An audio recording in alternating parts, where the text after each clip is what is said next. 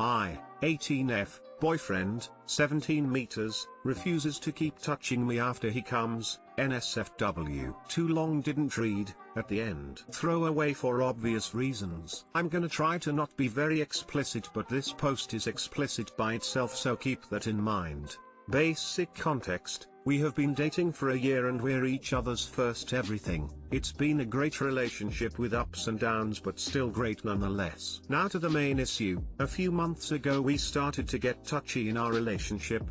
Further than making out and feeling each other up, not having sex though.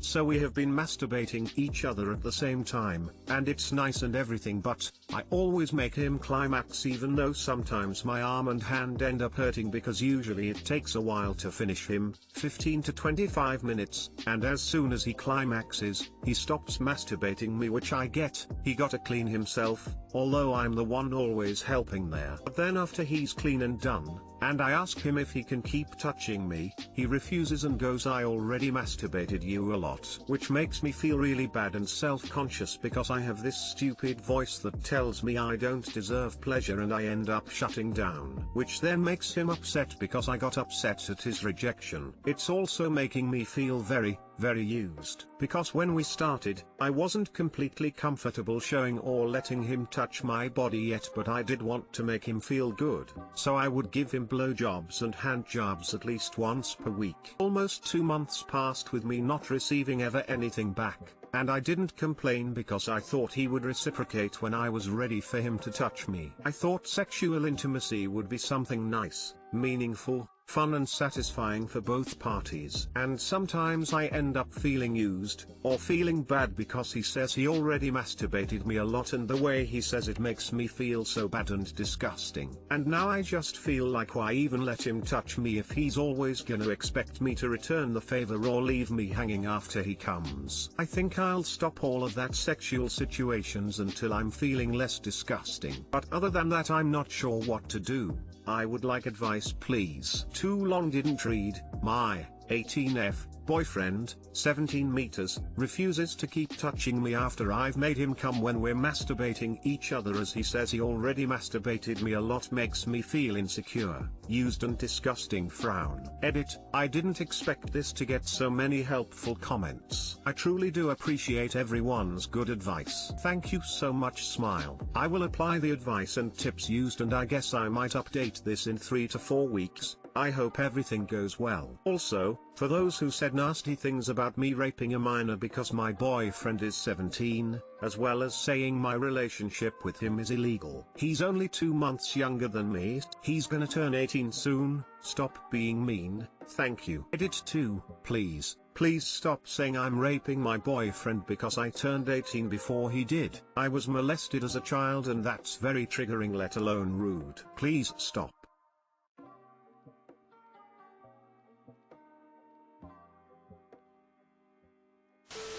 Don't do anything that makes you end up feeling degraded or used.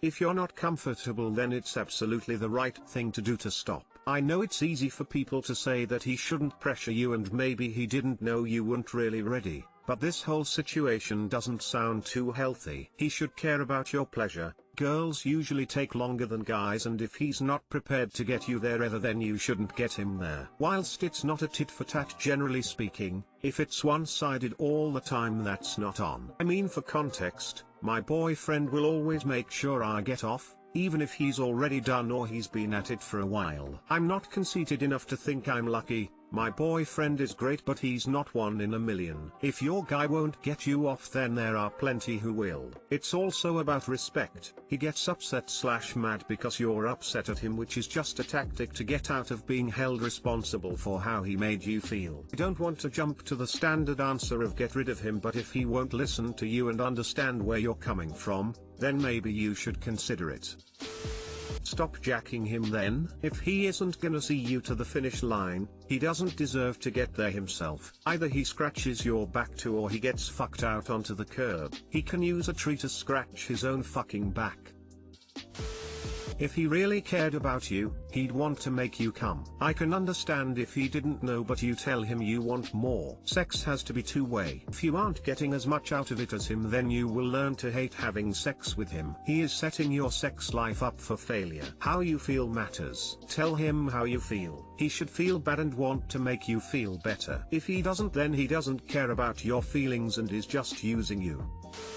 Thinking of ending things over a house. I know it seems mad, 25F, 24 meters. But I've put everything I have, and all inheritance from my grandparents, into this house that I don't even like to please my fiancé and his parents. And whenever I raised how worried I was, he would immediately tell me how ridiculous I was, and would put me on the phone to his parents where his dad would lecture me about how stupid I was. When he was concerned about lead piping in the property, old, Victorian, he purposefully didn't tell me because he thought I'd get flappy. Surely if this is a decision we're making together, I need access to all the information he has. We move in, and it turns out I was right that it was a bad sign the estate agent was rushing us. The kitchen looks nice, but is falling apart, moldy 1970s cupboards which have just had new cupboard doors stuck on them. I try to run myself a bath and the tap comes off in my hand. I said to him numerous times throughout the process that I didn't want to go ahead. I had a seriously bad feeling, and he'd just get me on the phone to his parents. I've learned through this that whatever his parents want us to do in our lives will have so much more weight than what I want us to do. So he's told me that to ease my worries he'll buy out my share of the house. I'm tempted to take him up on that offer, move away and live my life the way I want to live it, not to make other people happy / not for his parents. That's it really. Let me know what you think.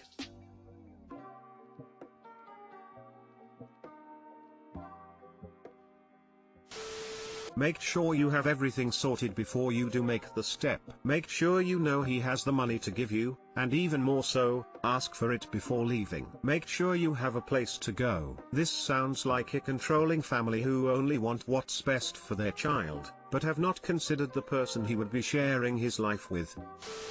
I've read your other posts. You had a fly infestation brewing in your home, and for wanting to kill them, as you should, he got upset and told you that you were just like all the other shit people in the world and compared you to a right-wing dictator. He allowed his father to call you stupid. He dismissed you for having rational concerns, refused to listen, and his family lied to and manipulated you over the lead pipes. They purposely withheld information so you would do what they wanted. Doubt you will like hearing this, but your boyfriend is not a good guy. Far from. In these instances he has been disrespectful, controlling, and yes, abusive. He's made it out that you are a shit person, stupid, or ridiculous if you don't do exactly what he likes, always. You've been treated as though you're lesser in every one of these circumstances. As it happens, your instincts about the house were right on. It's in shambles, and lead pipes are extremely dangerous. Now, even if you wanted to get away, you haven't got any money to do so. He says he'd buy you out, but if you said yes, something tells me he'd get angry, insult you,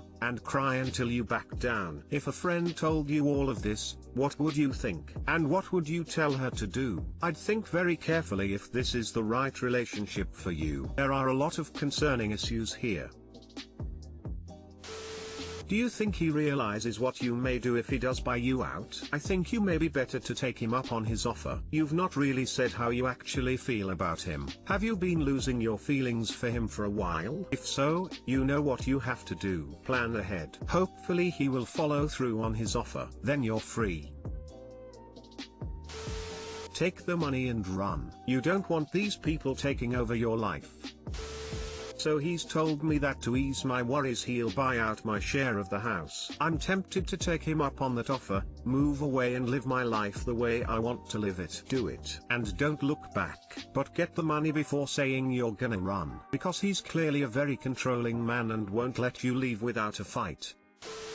My 29M girlfriend, 25F, is a wonderful partner, but living with her is driving me insane. A few months ago, I bought a house. My girlfriend helped look, helped move, and slowly has started living full-time with me. She's caring, she's loving, I laugh a lot with her. She's incredibly thoughtful, and it's starting to drive me nuts. Her job is work from home, pandemic or not. I have been working from home as well, so we are constantly around each other. She is constantly checking in on me, wanting to boop me, or be cute. I close the door to my office to have some separation from work and home so I can focus. She works sales and has met her quota months in advance. I work in consulting, and there's always some deadline to work on. She lived what I would call a more sheltered life than me and doesn't seem to think before she acts. Case in point, watches me deep fry some beignets for breakfast. Her first instinct while I'm plating is to push the pan with oil away towards the back of the stove, causing still hot oil to spill onto the still hot burner, causing a fire. She didn't know how to mow a lawn or use a weed whacker. Her dog is here too. I love dogs, but I don't have them because I know I cannot make the time for them. Now her dog is an anxious pup that gets up at night and wakes me up constantly, especially when there's a storm. I don't feel like I have a quiet moment anymore. I feel like I'm either being interrupted all the time by her being cute, or having to show her how to do something or care for her dog.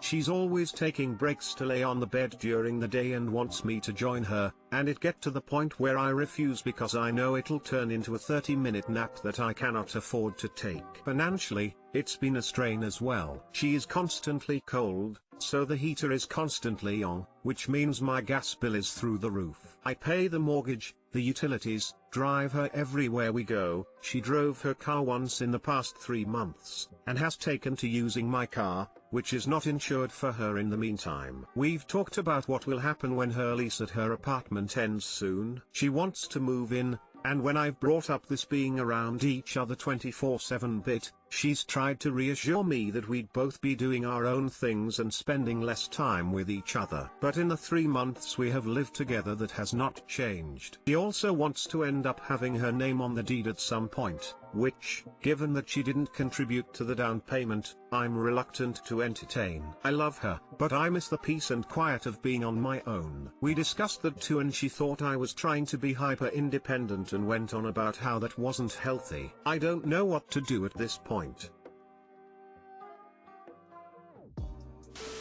You've let things slide to a point you don't like. Now it's going to be painful to add boundaries. She needs to be covering her expenses. Like now, she pays rent. She pays groceries. She pays for the fucking utilities. She'll soon be putting a sweater on when that happens. She drives her car, except when you're going to the same place. She never goes on the deed until you are married. This is the most important thing. You need to be sure she is actually meeting her sales targets too, buddy, because why should she when she has no expenses? I'd be taking naps too. Sounds like she's lining up to be a stay-at-home whatever. But honestly, you don't sound like you want to live with her. You either aren't ready to move in with someone, or you really only like your girlfriend in smaller portions. I'd been stuck in with my wife for a year now, and I can honestly say I haven't wanted to get away from her at all. And dogs. Love my dog and I chose him. I agreed to take the rough with the smooth, but when the little shitbag howls in the night I want him deported back to Spain. I can't imagine what it would be like if it wasn't my choice. Think long and hard. Being uneasy in your own house, poorer and less secure, is not what relationships are designed to do for you. Some of the things you wrote are a bit ridiculous, but overall I can definitely see how this would bother you. I think the thing with the oil was a mistake that should be forgiven, and the mowing the lawn thing can definitely be learned. Can't blame someone for not knowing how to mow a lawn. Have you offered to show her how? Seems like she isn't super willing to help you, which brings me to the main point. I think overall she should be contributing financially. It isn't fair for you to have that entire burden. Is she buying groceries? Paying for other meals? Is she offering to help pay for utilities? Why is she driving your car and not hers? You are perfectly valid for wanting some time alone. She needs to respect that boundary, but you also need to respectfully set it. I'm guessing you would like to have the day to yourself 2-3x a week or so. How would she react if you asked her about this? I think those small things become particularly annoying when they are part of a bigger problem. I don't think it's her not knowing how to mow the lawn or accidentally spinning oil that makes Op mad, but rather her needing constant attention/help and meddling in his stuff.